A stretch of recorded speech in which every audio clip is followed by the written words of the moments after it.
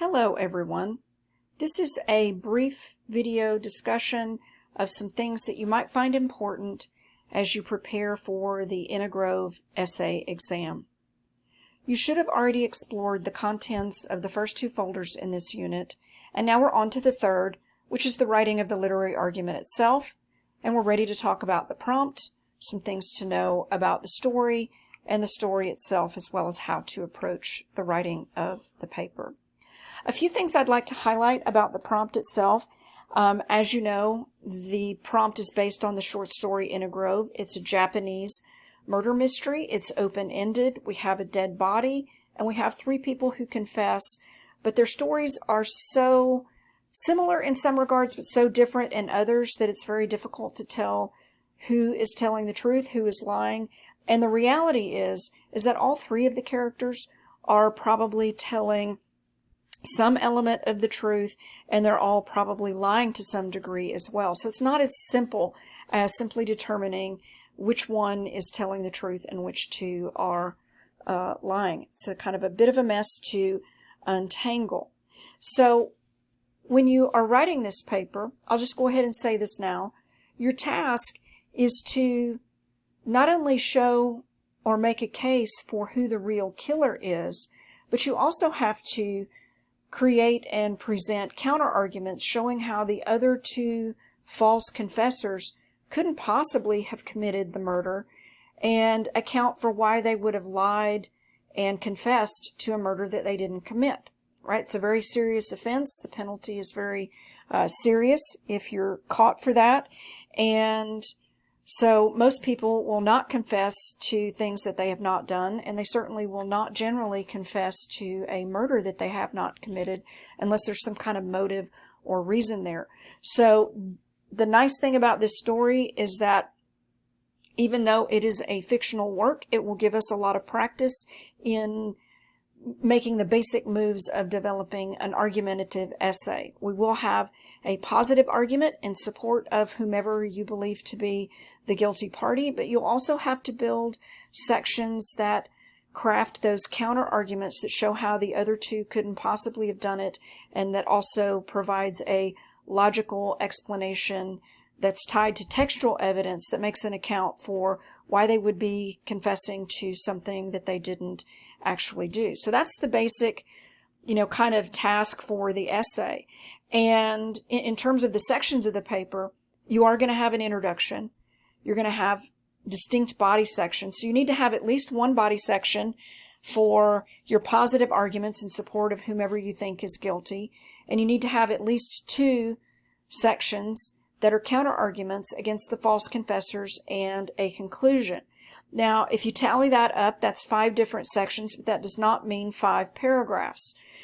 One of the things that you'll hear me talk about in this class is sections of a paper, because a section of a paper could be more than 1 paragraph. So you might have a counter argument, for instance, showing how the robber couldn't possibly have committed the murder despite the fact that he confesses to it, and maybe it takes 2 paragraphs. And the same can be true of your other sections. So at bare minimum, this first little essay will be 5 paragraphs. That's as short as it can be. But it might be 7 paragraphs. It might be 8. It might be 9, because some of those sections might take you a little bit more space than a single paragraph to execute. All right, so that's the basic prompt and the basic task. Now let's take a look at the restrictions and the allowances. And so the very first one is that there shouldn't be any outside sources that are used. So that means that I'm asking you to please not look anything up on the internet. For one thing, it takes all the fun out of trying to solve the mystery yourself. For another, whatever you might find on the internet may or may not even be anything that's good.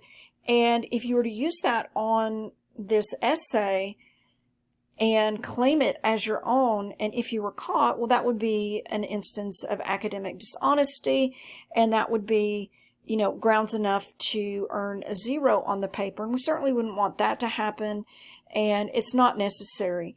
This essay exam is weighted lightly enough such that even if you didn't do as well on it as you would have liked, It's not going to be anything that's a deal breaker. It's not going to be anything that keeps you from making an A or a B in the course. So there's no real reason or motivation to go out and look for anything that's on the internet. Our first 2 papers, in fact, won't be using any outside sources. It will just be you, your brain, and the story under discussion.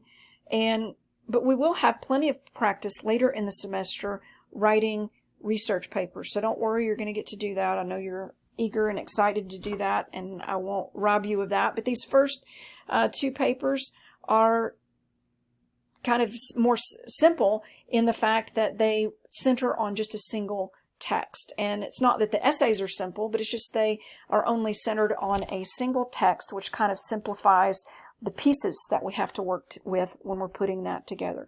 Okay, so that's the first thing. The second thing is that this isn't really a timed essay, but what this is, it's my emulation of what would have been a timed essay had we been in a face-to-face class. And if we'd been in a face-to-face class, we would have had about an hour and 15 minutes in taking this here at the early part of the term. If we were taking this later in the term as a final exam, we would have had about 2 hours. So this is not something that, I necessarily want you to spend just oodles and oodles of time on. The time that you spend in preparation for this is the real legwork. That's where the real time commitment comes in, is the preparing, the thinking about the short story, the taking notes on it, the kind of mental exercise of going through and connecting dots and ruling out possibilities and coming up with claims and arguments that you can support based on evidence from the text. So it will take a fair amount of time to prepare for writing the essay, but once you have thought about it and prepared and jotted your thoughts down, the actual execution of it, should come fairly quickly. And I'm not putting you on a timer on this. I mean, you have all the way until the deadline listed on your syllabus. And even if you wanted to start right away, or if you've already started, technically that's fine. It's not cheating. It's not violating the rules in any way.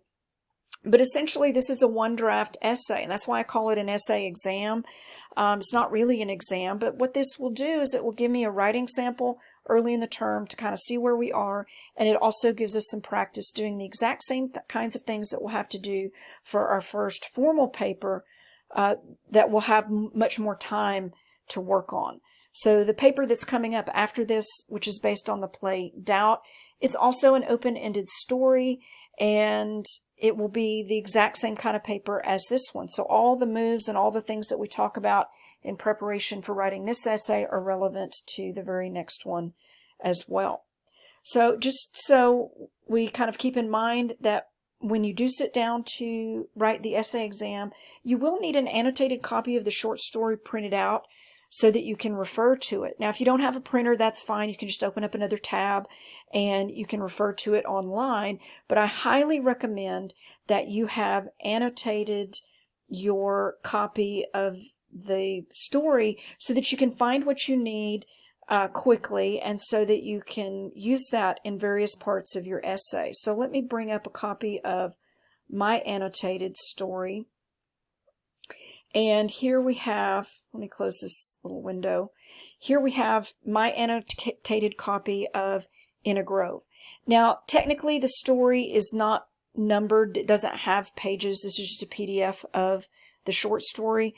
But I am going to ask you to please number the pages 1 through 7 so that when we are documenting the quotes in the body sections of the paper, that we can use that as a basis for the page number. This will give us practice for what we'll do with the Doubt paper that does have page numbers and so on.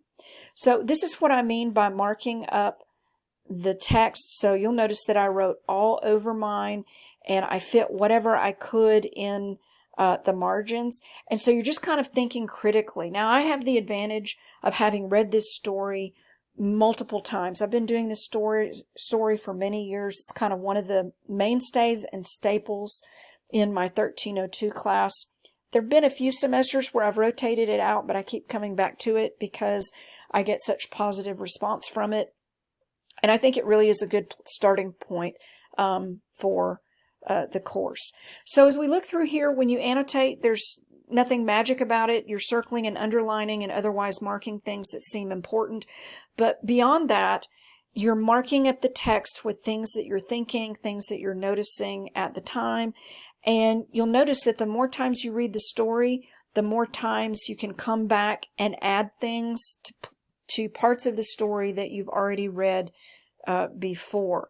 So you'll notice here on the left, right here, I have this note about the mother-in-law saying that the samurai is not from Kyoto, and me asking the question, so why is he found with the headdress of the Kyoto style?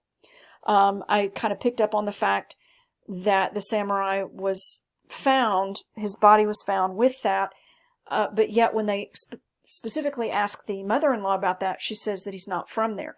Now, I will say this about the story. There are lots of details that might be red herrings.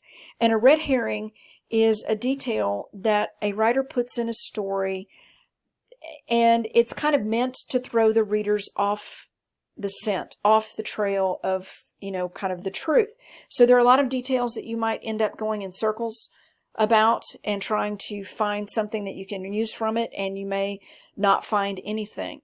And so that's kind of a maddening aspect of the story, is that you might really try to make something of a particular piece of evidence or a detail, and you may not be able to do anything about it. But the idea is that you pay very close attention, because you are trying to line up things from, the different testimonies. You're trying to line up things and see what kind of claims, what kind of conclusions you can draw. And you're thinking very critically about the story as you go. So I want to start out by talking about, this one little part here in the beginning. And this is the part where the woodcutter finds out, or is explaining that he has discovered the body, and he's drawn a conclusion here. And so I am in this paragraph right here, and this is where he says, apparently he must have made a battle of it before he was murdered, because the grass and the fallen bamboo blades had been trampled all around.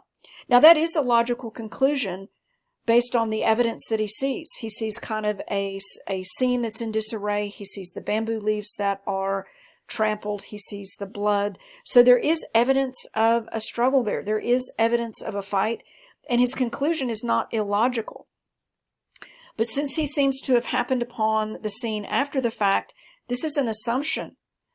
And there could be other things in the story that might account for that scene. And, after I read this part later in the story, I came back and added this annotation here, that the woodcutter assumes this based on what he sees, but the rape of Masago can also account for the trampled leaves. So just because the woodcutter assumed that a fight took place does not mean that a fight took place between the samurai and the robber. There are other explanations. So I wrote that down just so that I would remember it, and so that I could factor that into whatever I might come up with later. All right, so this is kind of what we do all the way through the story. And again, some of the things you may be able to do something with, and some of the things you may not. And this is the product of me having gone through the story several times and then kind of going back and adding annotations as we go. When we get to the testimony of the policeman, there are a lot of things there that we need to keep in mind, because the policeman also makes a lot of assumptions. Some of those assumptions may prove to be fact, but some of them could also possibly be disputed as well. We know, for instance, that the samurai had a sword and he had a bow and arrow, and that the wife also was traveling on a horse that was described as a sorrel with a fine mane. And these are the items that the police find Tajomaru, the thief, in possession of when they catch him. And so it certainly looks bad. He's caught with circumstantial evidence of things that belong to a man that was murdered, and to a man that we know he had dealings with, and that he did bad things to, and that he did bad things to this man's wife. And so now the question is, did he also kill the samurai? Well, the policeman kind of assumes that. and I think he assumes that for a number of reasons, and many of those reasons are good. We do know that the robber has a history of being a criminal, but we also know that he escaped from the policeman previously. This might give the policeman extra motive, extra reason to believe that the person he's caught now is guilty of the crime of killing the samurai.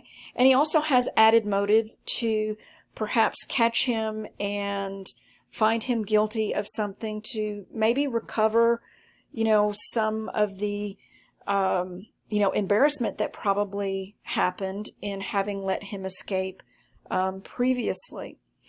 We also see in the second paragraph that the policeman assumes that Tajimaro is also guilty of having murdered some women in or around the town of Kyoto.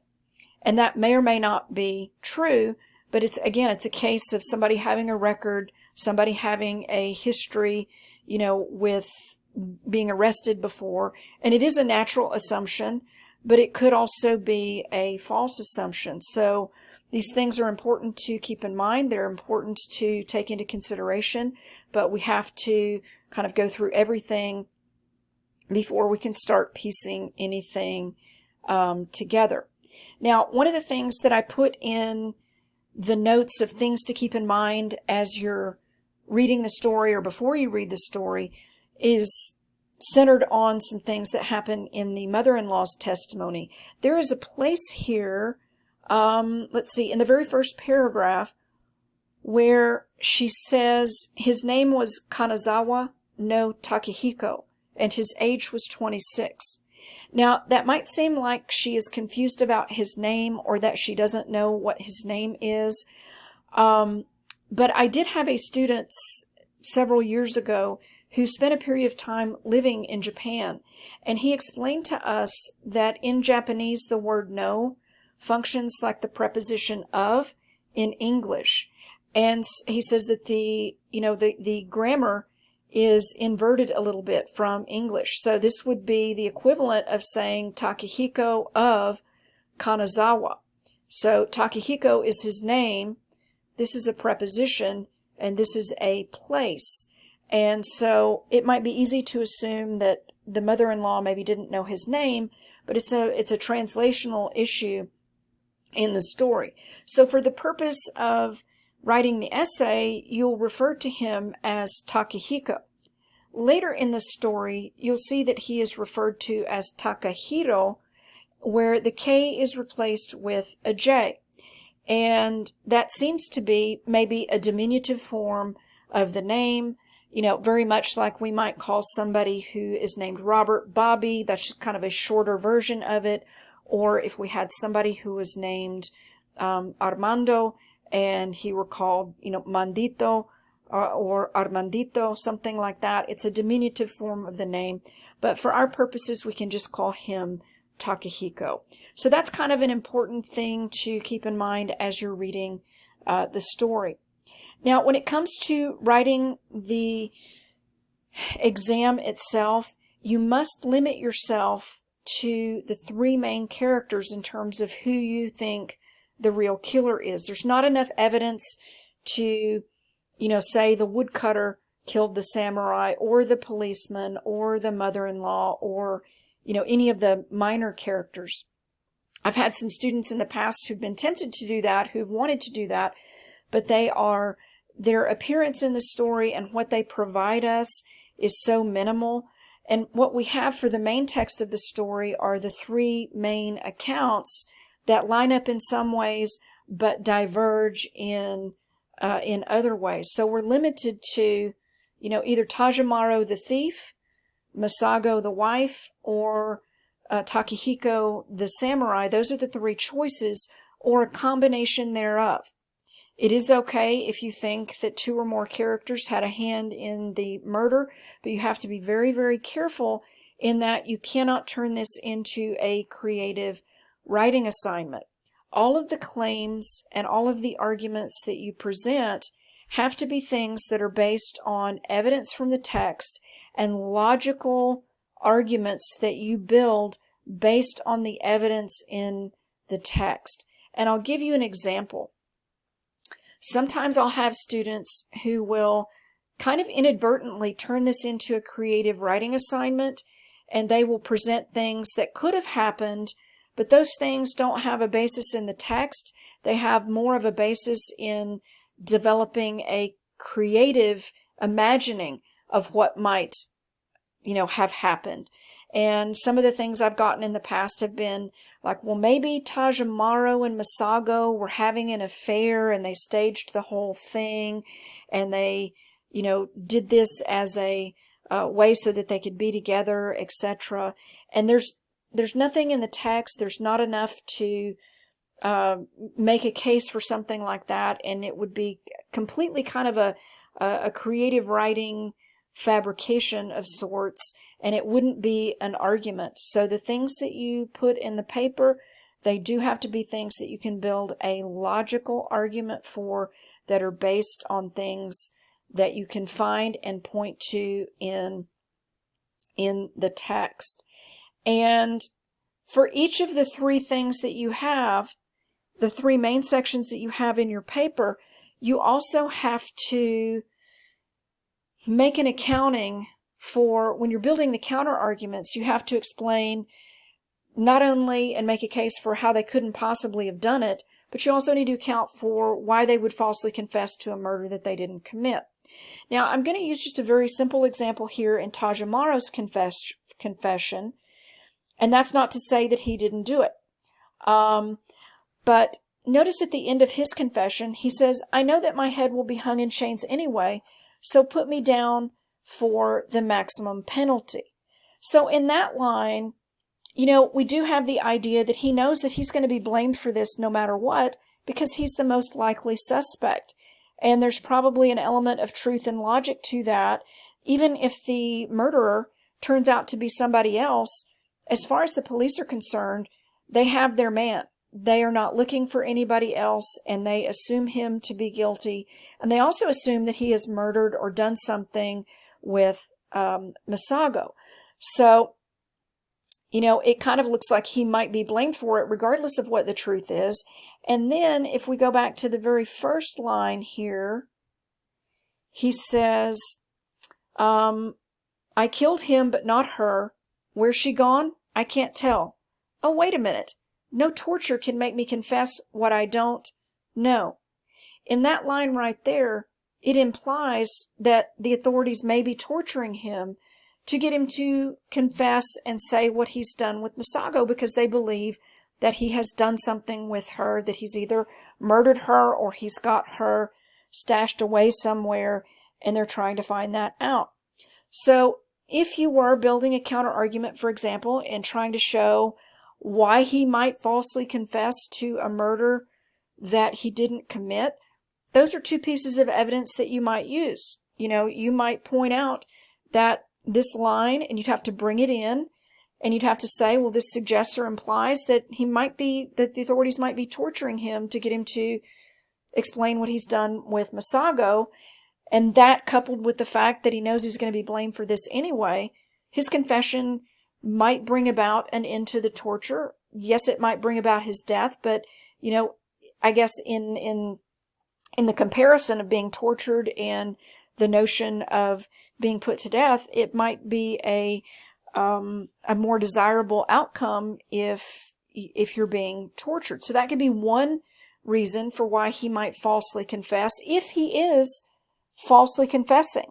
He could very well be confessing and telling the truth that he did it, but it's also important to note that a person could be telling the truth about the fact of whether they did or did not kill the samurai, but they might be lying in terms of the details.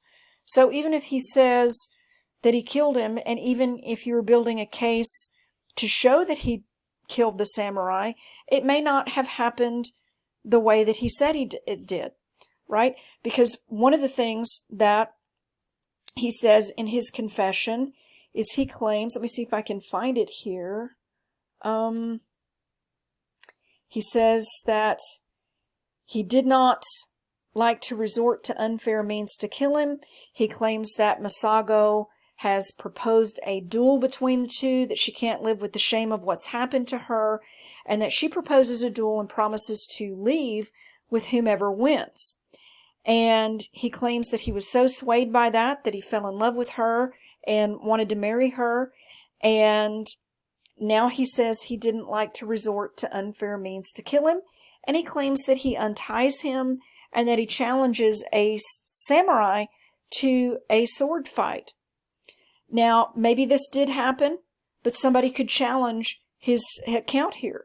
They could challenge the likelihood of a common thief being able to defeat a samurai who is a trained warrior, who's trained specifically in, swordsmanship and how to battle with a sword. So they might question the reality, or the notion of it being realistic, that he would have killed a samurai, that he would have lasted as long as he claims to. He counts the sword strokes, and so somebody could counter-argue against those kinds of things and show these kinds of things to be implausible or unlikely.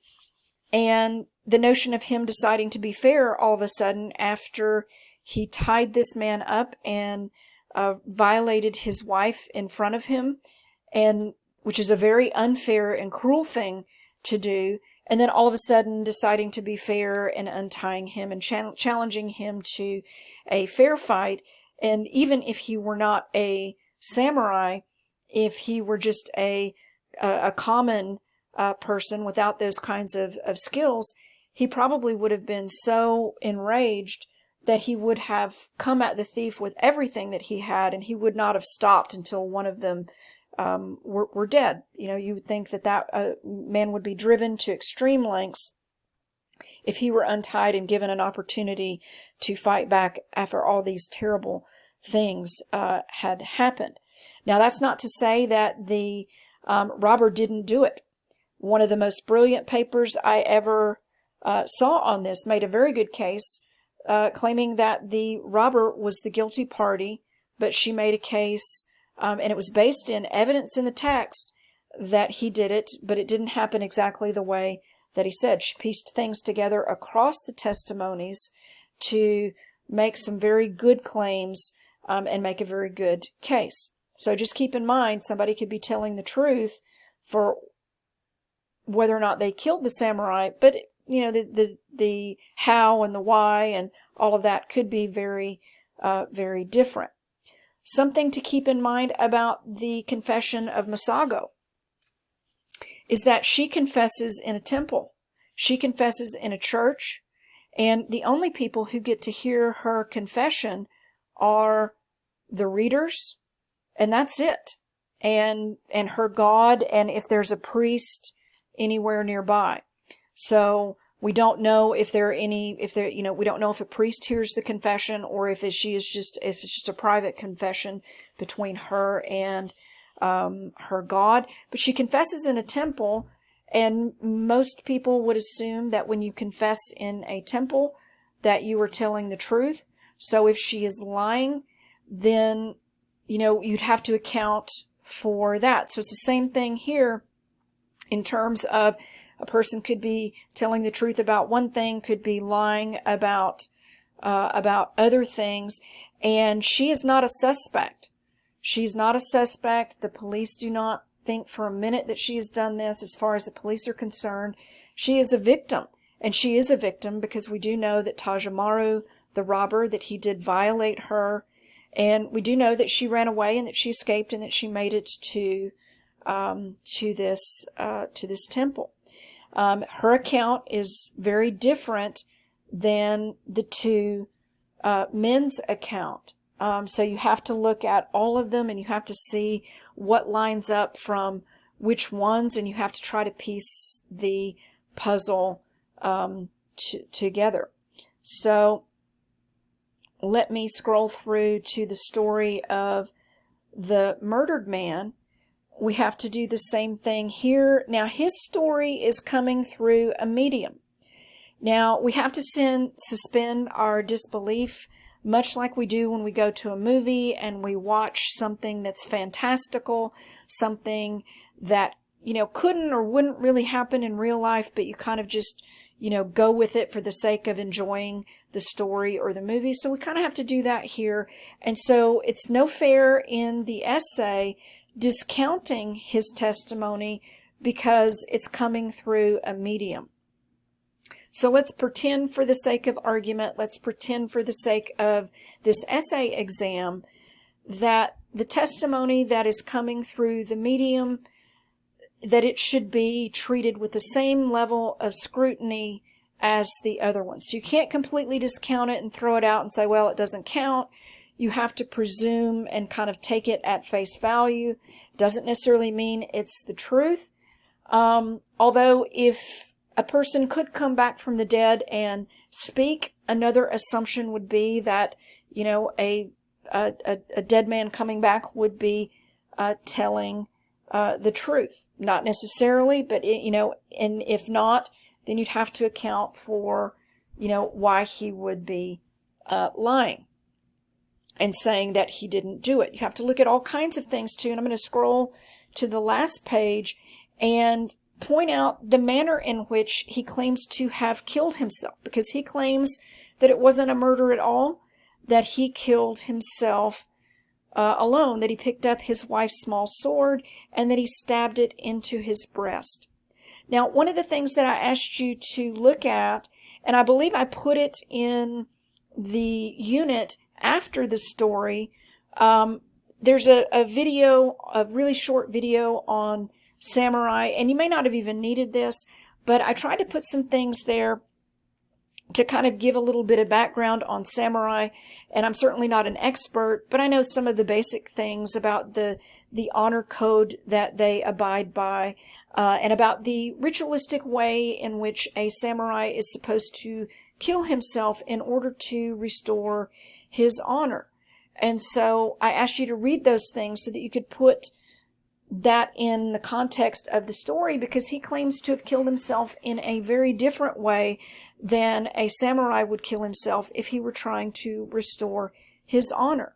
And samurai believed that if they were about to be defeated in battle, or if they were about to incur, or if they had incurred something shameful, that if they took their life in this ritualistic way, it's a way to restore their honor. And essentially what they would do is they would get on their knees and they would take a smaller sword or a knife of some sort, and they would plunge it into their belly and drag it across in a horizontal fashion, essentially eviscerating themselves. So they would gut themselves.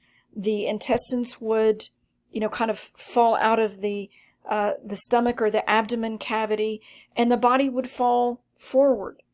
And so had he done this, he would have fallen forward, and he would have had a very different wound than what the woodcutter described, which is a single piercing to the breast. Now, that doesn't mean that he didn't kill himself, but it's kind of a hole that you could try to plug, because other people will question that. They will say, well, if he really killed himself, why didn't he kill himself in the manner in which a samurai would have done so?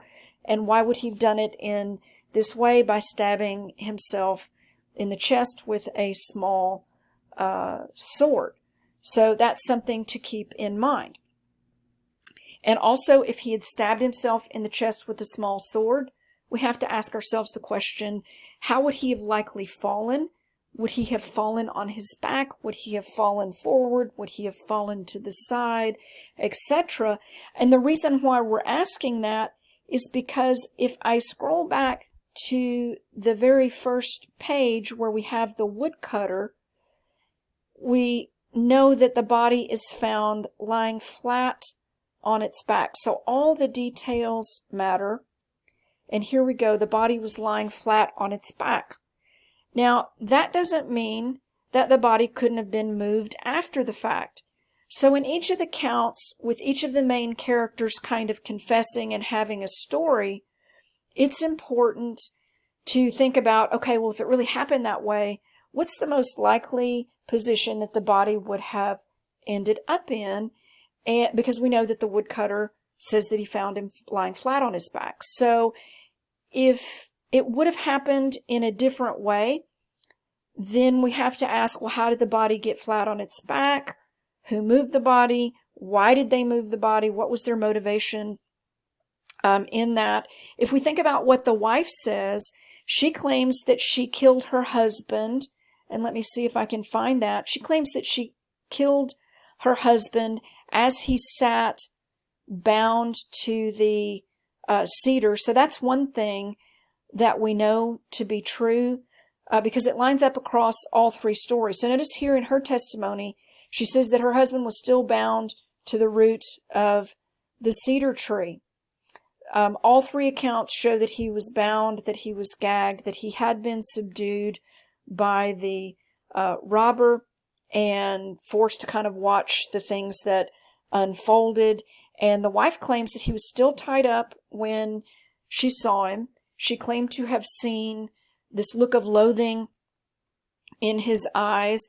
And, you know, she tells him that this has been such a shameful thing that they can't live with this, and that their only choice or option is to do a murder-suicide. And so she says she's going to kill him first and then herself after that. And then here at the bottom, it says that after she stabbed him, she untied the rope from his dead body. And so we have to ask ourselves, if she did kill him, and if she killed him in this way, how would the body have fallen? You know, his back presumably would have been up against a tree. And, you know, I'm assuming he probably would have fallen maybe to the side. He might have slumped forward a little bit. And, you know, he certainly wouldn't have been flat on his back. Now, that, again, that doesn't mean that somebody couldn't have moved him, etc. It also doesn't mean that she couldn't have killed him in some other fashion. Although I will say that if she did kill him, he would have had to have been tied up, because he probably or might not have allowed that had he been untied. We see right here that she claims that he moved his lips with difficulty when she says, "Now give me your life, I will follow you straight away." So clearly it seems like he was trying to say something to her. And one of the questions I have is, why didn't she remove the leaves to talk to her husband before she went through with anything like this? Now, in his own testimony, he claims that he was trying to tell her something with his eyes. If we look in the very first, paragraph here, he says, "I wanted to convey some such meaning to her of don't believe the robber." Because in his account, he claims that the robber is telling the wife that her husband won't want her anymore after what has happened, and that she doesn't really have any choice but to come with him, that, her husband won't want to keep her as his wife anymore. And the samurai claims that he's trying to signal her with his eyes, "Don't believe the robber." But we know that she says that she interpreted those looks that her husband were giving her as looks of loathing. And, so we don't really know what it is that he was trying to say here, but she does seem to indicate that he was trying to move his lips. And maybe he was trying to say something if she really was there, and if she really was saying these things about taking his life and then following right after. So these are the things that you have to think about, throughout the story. Some things line up in some stories and they don't in others. And so you really want to look and see, what elements line up from, one account to the other. If you see something that lines up in all three, you can probably take that to be a fact. So this point of him being tied up to the root of the cedar, that seems to be a fact in all three stories. The fact that Masago was raped appears in all three stories. It's very briefly mentioned or alluded to, so you do have to really pay close attention. So in the first line of Masago's confession, she says, "That man in the blue silk kimono, after forcing me to yield to him, laughed mockingly as he looked at my bound husband." And so we have an analog of that in the samurai's account and also in the robber's account as well. So we do know that that's true, that she was violated, and so those things can be taken to be fact.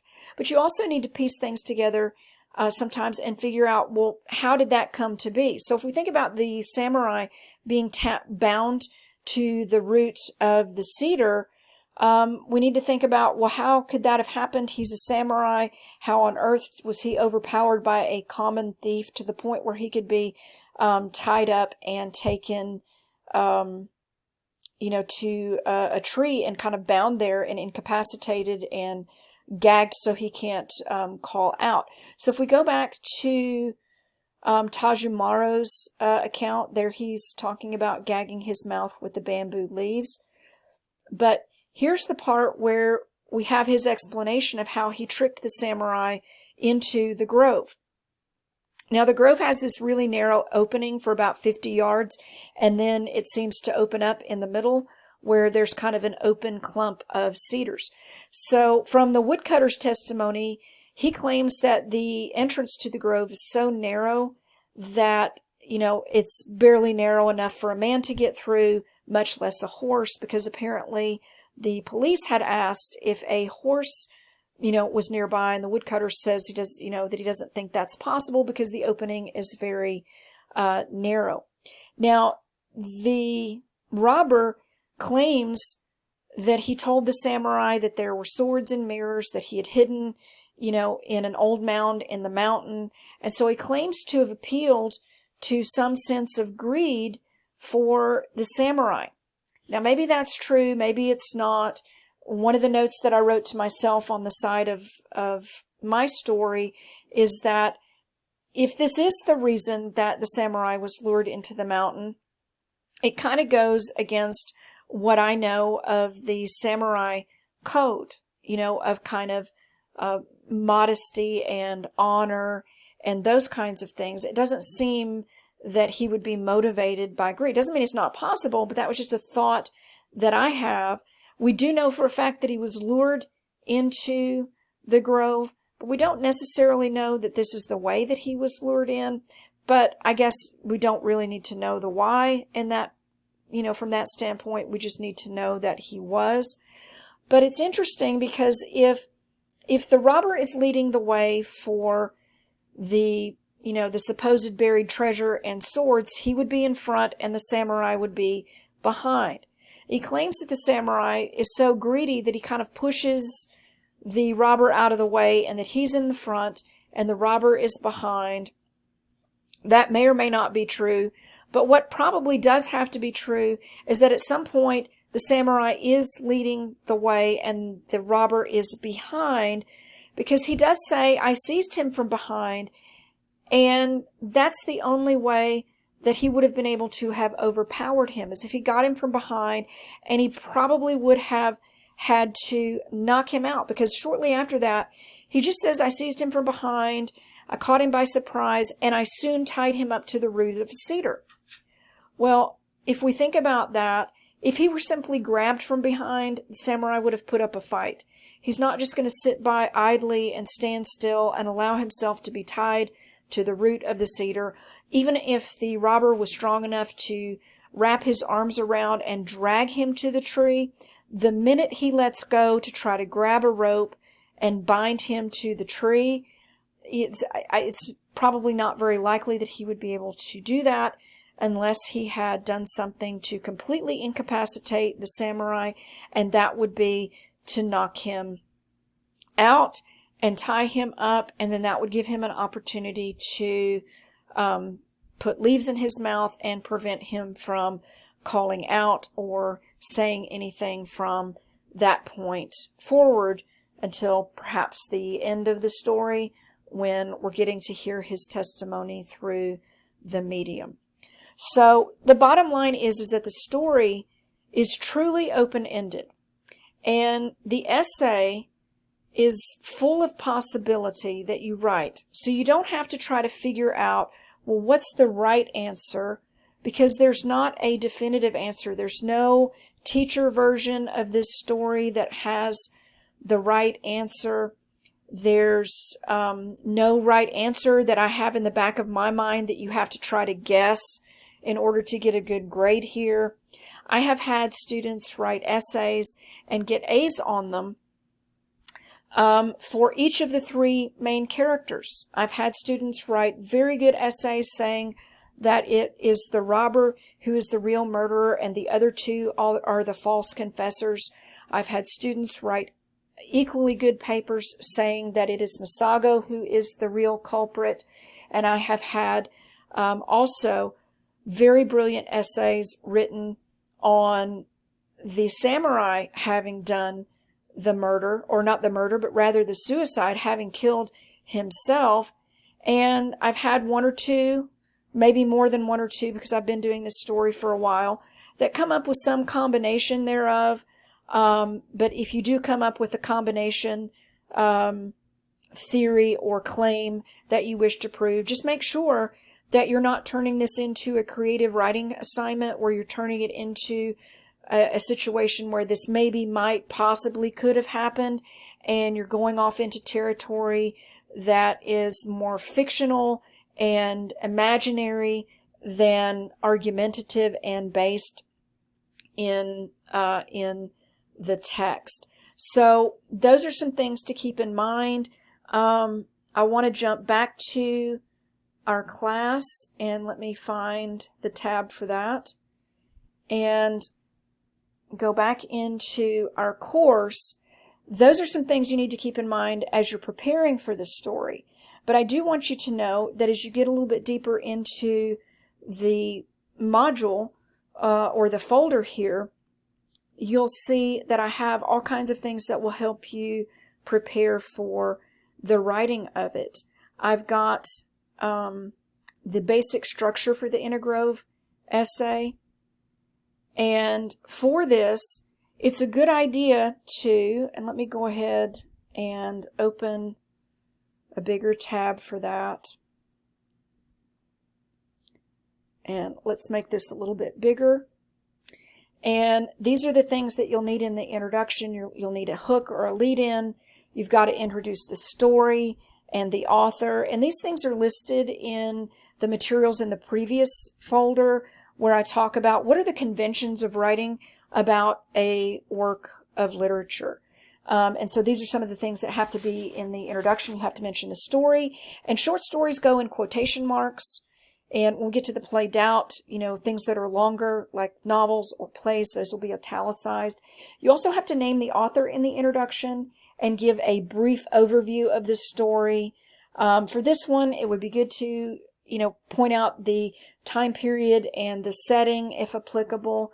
And here it is, because it does take place in the time of the samurai. So this is not something that happens in modern day time. And that is important as you build your argument, because we can't necessarily apply the norms and the things that would necessarily be true for us in modern day time in the United States. We cannot necessarily apply those things to the cultural expectations of the time period. And you are going to need to kind of explain to the reader the open-ended nature of this story, that it is something that if we want to have resolution for this, we have to come up with that ourselves. And so then the very last line of your introduction needs to be your claim or your statement for whomever you think the murderer is.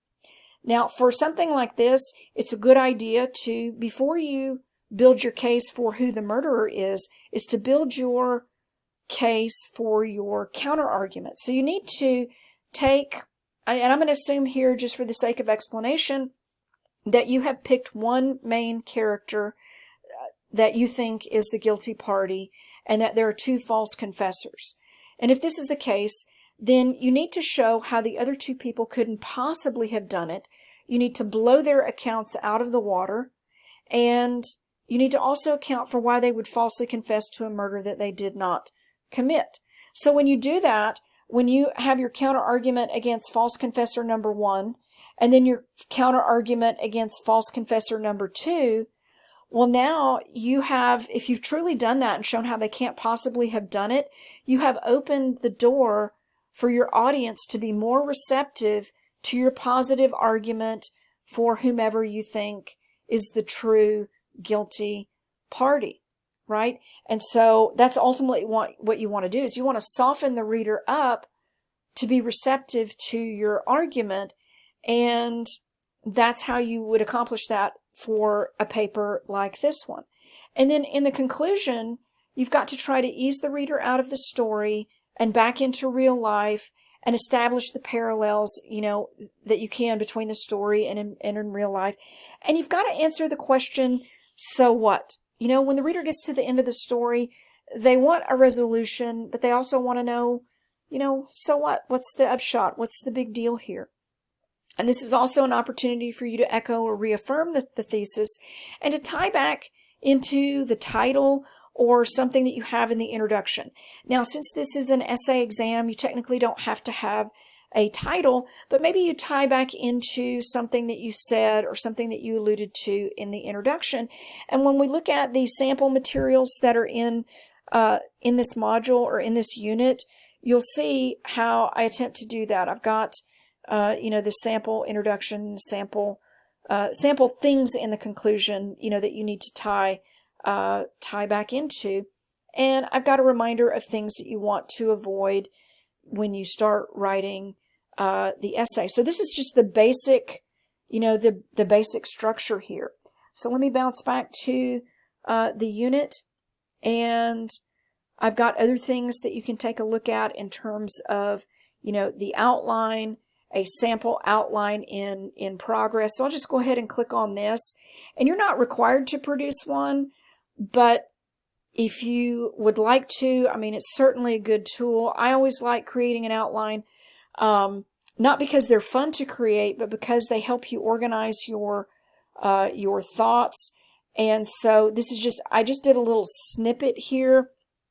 I didn't want to do very much, but you put just enough so you kind of know what your basic approach will be, so that when you open up your other file to start the argument, you kind of have an idea of what pieces of evidence you'll use, and it kind of expedites the process a little bit more. And notice I'm also putting things in here to remind myself of the things that I need to talk about. So the first thing I would need to do is counter-argue against his account of the fight. I've got to account for why he might confess, and so on. So I've kind of got all of my items here in a very short form, just to remind me of the things that I need to talk about in that particular part of the essay. So if you want to create an outline, you can. If you don't, you certainly don't have to. The only thing that I'll be collecting for this is the essay itself. It will be important to look at, this next one, which is about formatting the paper. And you already did this in the syllabus quiz, so I think you already know how to do that. But also I have, sample sections of the paper. So here I have a sample introduction, just to kind of show you what all goes there, and you can look at that. I've got a sample start of a body section and a sample conclusion for in a grove. So I've got just little pieces so that you can kind of use those as a model. And you also need to kind of go back up here to the writing about literature, the conventions. And if I were you, I would, go back through some of these things before you sit down to write. I would certainly have any handouts printed out, so I had those to refer to. And I think maybe the last thing that I'll talk about before I kind of wrap this up is a few things about how to approach writing the body section. And let me see. Let me see if I can open this. Oh, there it is. It's at the bottom. I didn't even see it.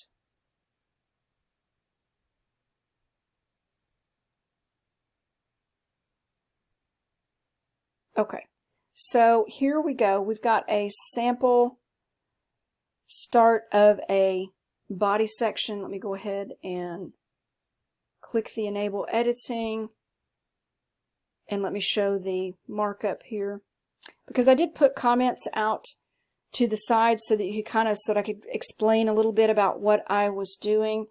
When you go back and you review those things that are in those earlier folders, you'll see an explanation for and what the rules are in terms of how to incorporate the quotes in the text and how to document them. And as a reminder from some of those things, this literary paper is a little bit different than some of the regular papers that we will write later in the semester, so it's a little bit different than the research papers that we will write. Papers that are based on a single work of literature they have a lot of the same rules, but they have some little shortcuts and things that we're allowed to do because they're based on a single work of literature. If you notice here, I have numbers in parentheses. At the beginning of this video, I asked you to number the pages of your story so that we could use these for the parenthetical notes because we're working with a PDF instead of something printed in a book. And one of the shortcuts that we're allowed to use in papers like this is that when we're incorporating a line or part of a line from the short story or the play or the novel or whatever we're using, is that we get to omit the author's last name in the parenthetical note. I'm sure you probably remember from 1301 that in parenthetical notes you always credit the author of the source that you're using, unless you have mentioned that author in a signal phrase before you have introduced that quote or before you've paraphrased something from that source. Well, when we're writing about a work of literature and you're only dealing with that one story, it's kind of understood throughout the story that anytime you're bringing in a quote, it's from that story by that author, and you already had to introduce the author in the introduction. So we get to omit the author's last name in all of the parenthetical notes. And we also do not have to cite anything from the story that we're just summarizing or paraphrasing. That's a special rule for this kind of paper. The only thing that you have to cite in this kind of paper will be the direct quotes or the parts of quotes that you are bringing in as pieces of evidence. So let's just look at the first part of this. I'm not going to read the whole thing. You can go back and read these parts or these files on your own. But let's look at the very first line, which is the topic sentence for this section.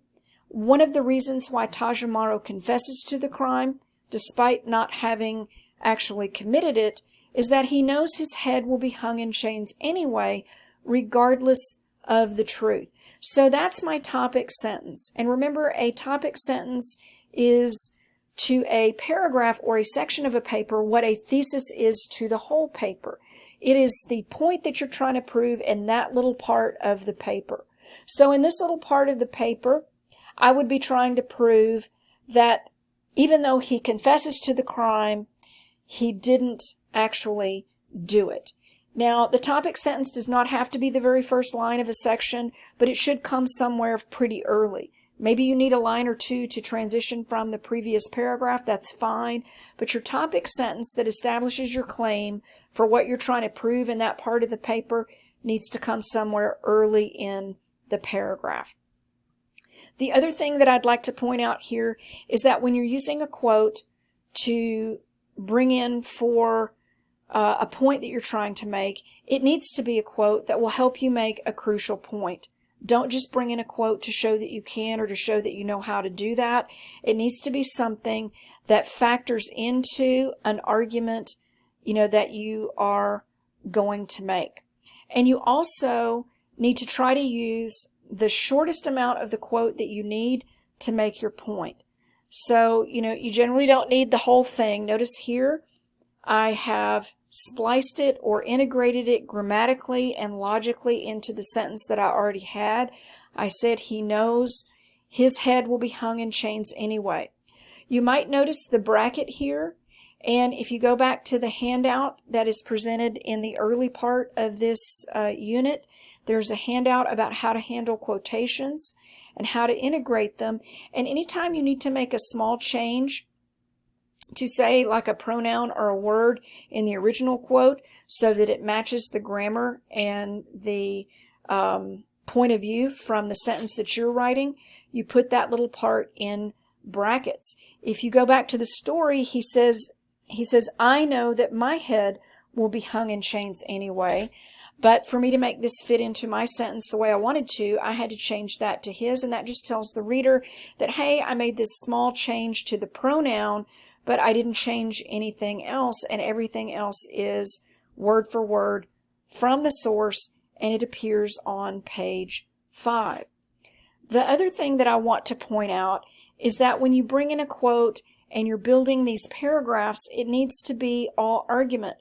One of the pitfalls of this essay is that there might be a tendency to just summarize what each of the people say in their testimonies, and for the paper to be, 90% summary with maybe some conclusions that you've drawn. So you're not leading the reader by the hand, showing how you're getting from point A to point B to point C to this is who the real killer is. So the whole paper from the opening line to the closing line needs to be argument, and that doesn't mean that you won't have places where you're summarizing and paraphrasing, but it means that you should be arguing the whole way through. So anytime you are paraphrasing or summarizing, it's in the service of making an argument.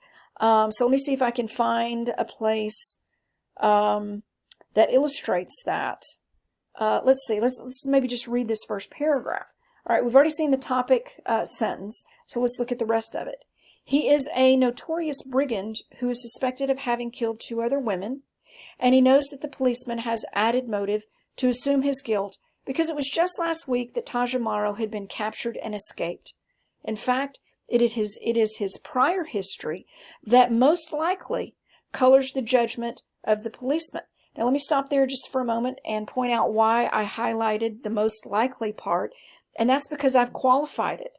Since the story is so open-ended, and since we don't really know what happened, I have to be very careful, and I have to qualify things to make them more reasonable. So I don't say, definitively that the policeman's judgment has been colored, but I use these qualifying terms, most likely, words like probably, sometimes, so that my claims are not absolute, because if you make claims that are absolute, they're easier to attack and they're easily to kind of pick apart. Okay, so going back to the paragraph, because Taj Amaro is found with what appears to be Masago's horse and a bow and arrows, like the ones the samurai had, the policeman concludes, then Taj Amaro must be the murderer. Certainly, it does not bode well for the robber, and he is the logical, most obvious suspect. However, all 3 main testimonies corroborate that he took these items, yet Taj Amaro's account is the only one that claims he murdered the samurai. His prior criminal history and his possession of circumstantial evidence are not enough to establish his guilt in the samurai's murder. And then, I would go on, and I left this next paragraph very incomplete because I don't want to build too much of anything. And I also want to reiterate that in this sample little section here that I started just to kind of show you the basic moves and how to incorporate quotes and to make sure that you are building argument and not just summarizing. This is just, I kind of picked a section at random and I started to kind of craft this just as an example. This does not mean that I think that Taj Amaro did not do it and that you can't pick him as a guilty party. I had to pick something just for the sake of creating an example. I could have chosen any of the other accounts to kind of say, oh, well, there's no way Masago could have done it, or there's no way that the samurai could have done it. I just kind of chose this one arbitrarily.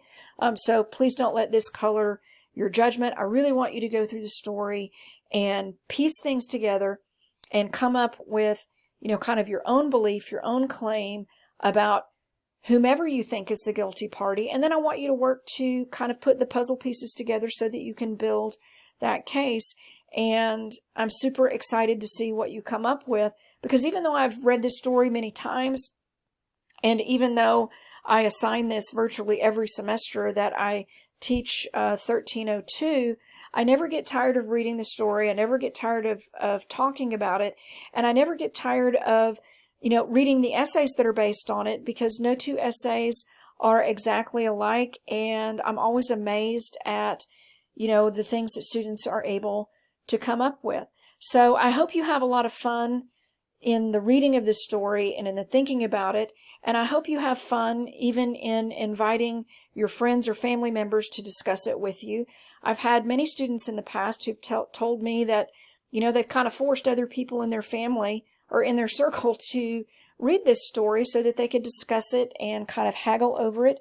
And I even had a student several years ago whose father-in-law was a DEA officer or agent, and he wanted to talk about the story with him.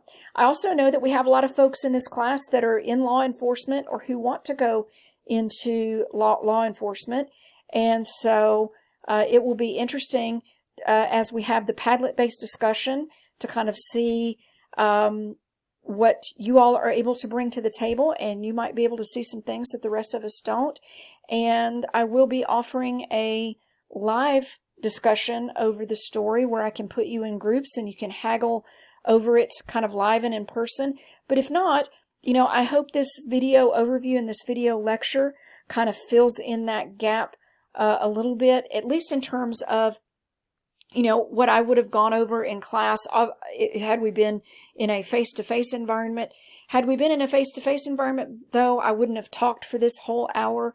I would have asked questions, and we would have talked about various aspects, and we'll get to do that for those that are able to attend the live and optional discussion.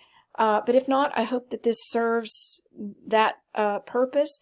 And remember that if you have any questions or concerns or worries before you get started on this essay exam, I'm just a pronto message or an email message away. And I'm also happy to meet with anybody in Blackboard Collaborate for a live discussion. So if you're not able to attend the other one, or if you just decide at some point between now and the essay exam that you would like to talk to me live and in person, well, by all means, all you have to do is ask. I would be delighted to talk to you in Blackboard Collaborate as well. So I'm going to go ahead and wrap this up and wish you all a good day, a good evening, a good morning at whatever point you might be watching this, and I will talk to you soon.